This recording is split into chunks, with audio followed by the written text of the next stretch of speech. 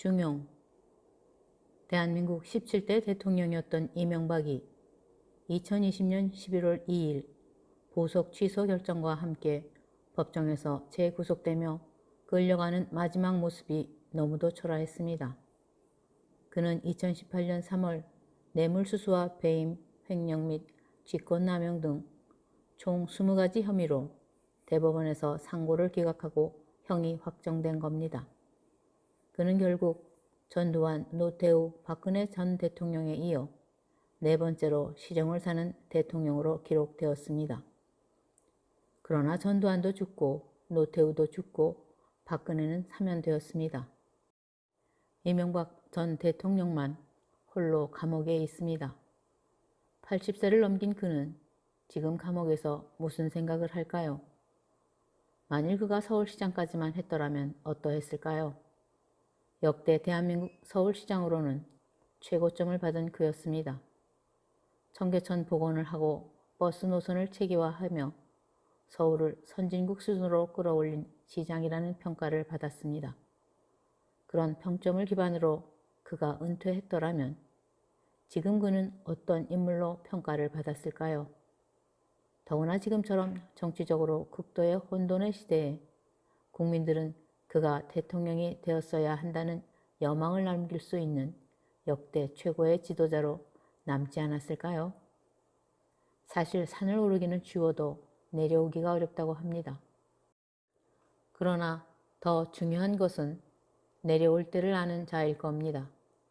지금 보니 그는 서울시장에서 내려왔어야 했던 것 같습니다. 그는 더 나아가려는 욕심으로 대통령이라는 자리에 오른 5년으로 인해 그의 80년 인생이 한순간에 무너지고 말았습니다.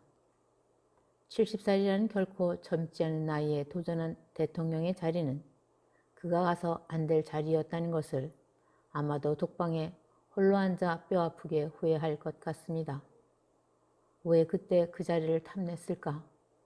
물론 서울시장을 성공리에 마쳤으니 주변에서도 열화와 같은 성화로 대통령이 되라고 했지만 본인은 그때가 내려올 때라는 것을 알았어야 했습니다.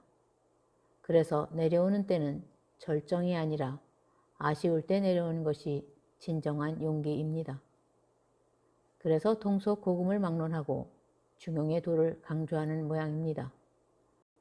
논어에서는 중용을 지나치거나 모자라지 아니하고 한쪽으로 치우치지도 아니한 떳떳하며 변함이 없는 상태나 정도를 말한다고 합니다. 아리스토텔레스는 이성으로 욕망을 통제하고 과하지도 부족하지도 않은 중간을 정하는 지혜라고 합니다. 결국 재물이나 권력을 과하게 가진 자는 결코 지킬 수 없는 선인 것 같습니다. 그러나 그 끝은 반드시 있기에 세상을 살아온 지혜자들이 강조하는 모양입니다.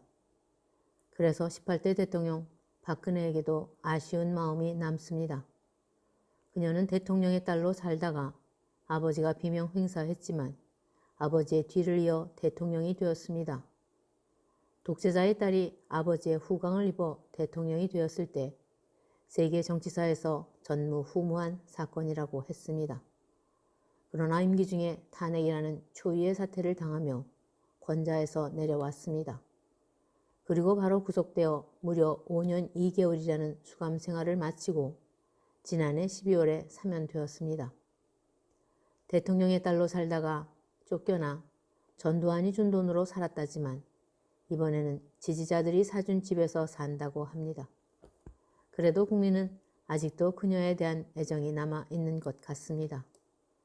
그런 박근혜가 대통령이 되지 않았더라면 어땠을까요? 그러면 그녀는 국회의원으로 남은 생을 살았을 겁니다. 선거의 여왕이었던 만큼 그녀가 생을 마감할 때까지 국회에서 막강한 권한을 가지고 정권을 견제하며 호령했을 겁니다. 그녀는 당연히 국회의장도 했을 겁니다. 그러면 그녀는 분명 대한민국의 낸시 펠로스가 되었을 겁니다. 낸시 펠로스. 그녀는 현재 미국의 하원 의장으로 지난해 트럼프 탄핵을 주도한 인물입니다. 그녀는 민주당 하원 의원으로 2007년에서 2011년까지 미 역사상 첫 여성 하원 의장을 지내고 이어서 2019년부터 현재까지 미국 하원 의장을 역임하고 있습니다. 올해로 81세인 그녀는 미국 역대 가장 훌륭한 하원 의장으로 평가받고 있습니다. 더구나 트럼프 정권에서는 트럼프와 당당히 맞서면서 트럼프가 국회에서 연설을 할 때 트럼프의 연설문을 찍기도 한 그녀는 현재 미국의 대통령 바이든보다 강성의 정치력을 발휘한다고 합니다. 그러나 국회의원에 만족하지 않고 기어코 18대 대통령이 된 박근혜. 사실 그녀의 아버지 박정희는 이 나라 경제 부흥의 원동력이 되기도 했지만 18년 독재를 하면서 수많은 청년들의 피를 흘리게도 했습니다. 그래서 박정희 딸로 아버지의 공을 드러내려 하기보다는 아버지로부터 고통받은 영혼을 위해 사죄하는 마음으로 나라를 바르게 이끌게 하는 것에 힘을 실었어야 하는 것이 아니었을까요? 그런 마음으로 낸시 펠로시 같은 입법부의 수장으로 있었으면 어떤 통치자도 그녀를 두려워했을 텐데 평생 나무를 웃긴 찰리 채플린의 명언 중에 하나, 인생은 멀리 보면 희극이고 가까이서 보면 비극이라고 합니다.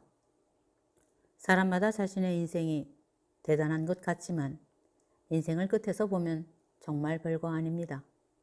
전도서에 이런 말이 있네요.